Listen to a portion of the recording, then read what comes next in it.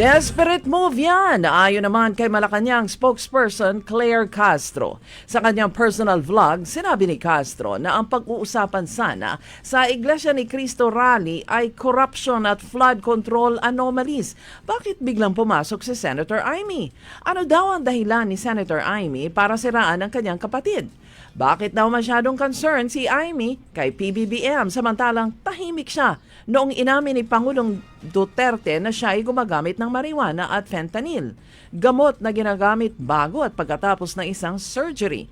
May pahayag naman si Representative Paulo Duterte. Totoo anya ang sabi ng dating Pangulong Digong na adik si PBBM. Anya dapat mag-follicle test si PBBM at lahat ng opisyal ng gobyerno.